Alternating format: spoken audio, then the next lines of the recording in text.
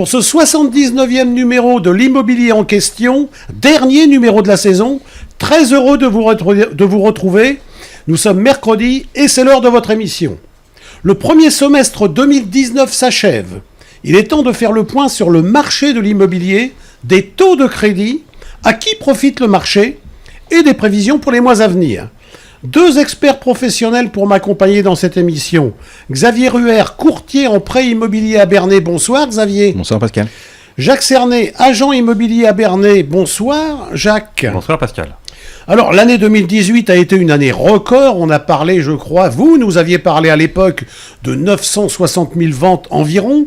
Qu'en est-il pour cette année 2019, ce premier semestre 2019, Jacques ? Alors, je ne vais pas donner de prévision sur le nombre de ventes totales en fin d'année, parce qu'il peut toujours y avoir un ralentissement. Cependant, le premier semestre 2019 est extrêmement dynamique. Si on continue sur ces rythmes-là, je pense qu'on atteindra peut-être encore de nouveaux records sur cette année. On est sur une lancée qui pourrait éventuellement atteindre de nouveaux records. Oui. Qu'en est-il, Xavier, en ce qui concerne les taux de crédit, les dossiers de crédit? Est-ce que c'est dans la même direction que ce que vient de nous dire Dans les grandes lignes, en règle générale, oui. On a exclu, comme on a pu évoquer la dernière émission, des primo-accédants très fragiles, mais c'est vrai que du moment que vous sortez de cette zone monoactif avec 2-3 enfants, du moment que vous avez 2 emplois, à cette heure-ci, c'est vrai qu'on finance beaucoup, on finance bien, on finance à des taux très bas. Ça augmente clairement le pouvoir d'achat immobilier des clients. Dans l'ancien, il y a eu un maintien des APL qui n'ont plus dans le neuf, donc je pense que les constructeurs à cette heure-ci sentent un petit peu la crise quand même pour eux, dû à la suppression des aides. Par contre, dans l'ancien, tout est resté intact. Le prêt à taux zéro, maintenant, finalement, comme ils l'ont raboté dans le neuf, il est plus intéressant dans l'ancien. Donc on a beaucoup d'aides, et en plus, déjà, le marché est dynamique de lui-même. Alors, vous nous parlez, Xavier, à combien on emprunte, etc. Donc, on peut parler de taux un peu, là. C'est quoi le marché aujourd'hui, là ? Alors, sur 20 ans, vous allez sur du 1,50.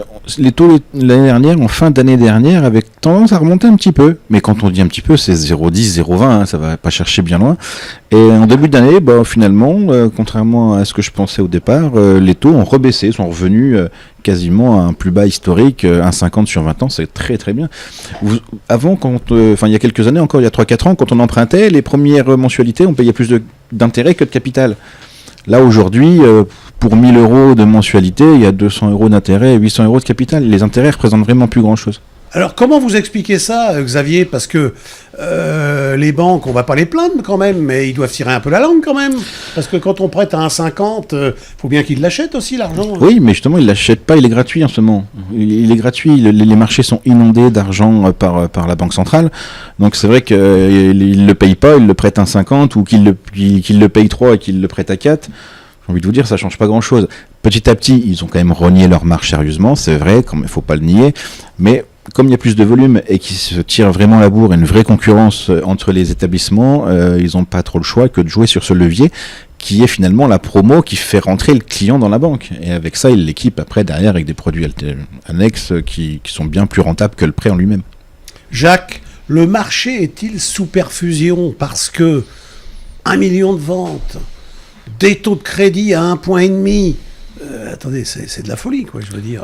Alors, en France, on a toujours eu une forme de perfusion du marché immobilier. On a encore, par exemple, le PTZ, prêt à taux zéro dans l'ancien, qui peut financer des travaux.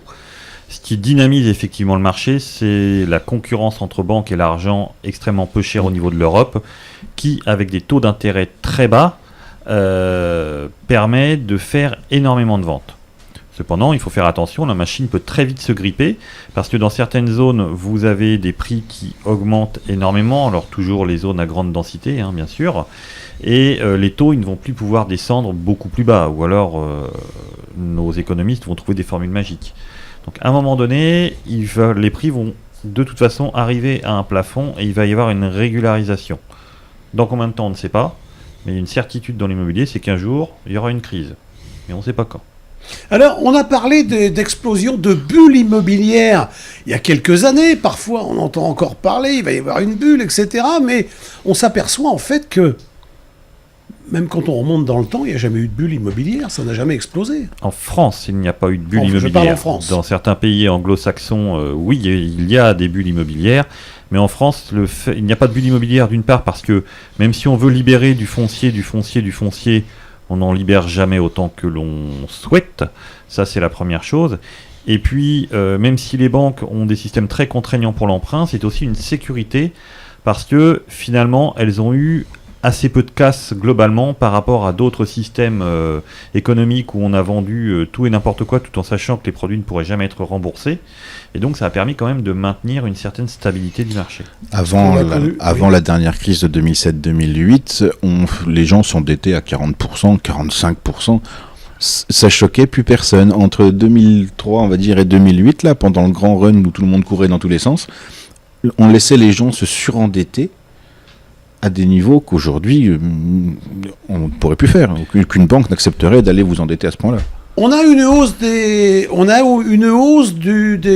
l'immobilier en France aujourd'hui ou pas, Jacques? Globalement, on a une hausse de l'immobilier en France, mais c'est toujours la même chose. Il faut étudier marché par marché. Si on prend des chiffres généraux, on a toujours une hausse de l'immobilier en ce moment. Après, vous avez certains micro-marchés où il y a des baisses et d'autres marchés qui explosent. On a toujours, c'est un peu le problème de la France et de la centralisation, on a toujours en référence Paris et les grandes métropoles, Lyon, Marseille. Quand Paris augmente, dans la tête de beaucoup de gens, même s'ils vivent à 150 km de Paris, si ça augmente à Paris, ça augmente chez moi. Non, c'est pas vrai. Donc, merci pour la transition. Est-ce que Bernay augmente? Bernay, intramuros, si je puis m'exprimer ainsi, a tendance à monter un petit peu parce qu'il y a assez peu de biens à vendre. Maintenant, sur la globalité, ce que je constate, c'est que les prix sont surtout stabilisés. On a arrêté la descente. On est surtout sur une stabilisation de prix. Quant à anticiper une future hausse sur toute la zone de Bernay, je ne sais pas, mais on est surtout sur une stabilisation. En ce qui concerne les investisseurs, vous financez des investisseurs, Xavier? Un petit peu. On en fait un petit peu. On n'est pas dans une grande ville d'investissement. Hein. On est hors de de beaucoup d'aides, des principales aides finalement l'investisseur. Tout ce qui est défiscalisation, etc. On n'est pas dans la loi de Normandie, on n'est pas dans la loi Pinel dans le Neuf, on n'est pas. À Bernay, on nous a un petit peu oublié là-dessus quand même. On nous a un petit peu oublié, effectivement. Oui. Vous en aviez parlé dans une émission précédente. Et la loi Pinel dans l'ancien, on n'y a pas droit. Non. Pourquoi? Allez savoir. Mal placé, 150 km de la capitale, 50 km de la côte normande, 1h25 une gare en plein centre-ville, on a tout pour réussir à Bernay. Oui. Il y a tout ce qu'il faut. Il y a tout ce qu'il faut pour réussir à Bernay. Il y a tout. Et on a été exclu de la loi Pinel de l'ancien. Exclu, est-ce qu'on a été exclu ou est-ce que... On n'est pas éligible, on va dire. Est-ce que quelqu'un l'a demandé? C'est ça. Parce qu'il y a un moment, moi j'avais l'impression que la loi de Normandie, tout ce qui était Renault, enfin le Pinel ancien finalement, ça revient au même, il suffisait de faire une demande. Hein. Messieurs, il faut faire remonter l'information. Alors, le français, on a 30 secondes pour conclure, messieurs. Je vais vous demander, le français est toujours prêt à devenir propriétaire. On est très propriétaire, que ça soit de sa voiture ou de sa maison. On veut être propriétaire, en France. Oui. Le français est toujours prêt à devenir propriétaire, et surtout avec les taux d'intérêt actuels. Alors là, je vais prendre une zone comme Bernay. On peut faire des opérations quasiment blanches entre un loyer et un achat immobilier. Et avec les prêts à taux zéro, on a encore eu des exemples où pour 50 € de plus par mois, on va arriver avec la maison entièrement refaite et on paye 50 € de plus par mois que son loyer. Donc il n'y a pas photo. On les économise en facture de chauffage de toute façon. Donc 15 secondes, messieurs. Comment vous voyez le marché pour ce deuxième semestre et en 2020? Allez, je vais plus loin. 2020. 2020, ça va être tendu, je pense, parce qu'il y a des grandes élections, il y a les élections municipales, donc tout ce qui va être déjà dans le neuf, dans les permis de construire, dans les extensions, en général, là, les mairies ne bougent pas une oreille et n'accordent pas grand-chose dans ces moments-là. Donc. Et au niveau de la vente dans l'ancien, donc 2019, si les taux d'intérêt restent les mêmes, il n'y a pas de raison que le marché se ralentisse forcément. 2020, ça va encore une fois dépendre des taux d'intérêt, ça c'est clair. Et puis au niveau des élections, il n'y a pas toujours de grandes décisions. Après, ce qui influe surtout dans l'ancien, c'est s'il y a de nouvelles lois fiscales liées à l'immobilier qui sortent, ou si on retire certaines niches fiscales. À ce moment-là, ça peut faire varier le marché.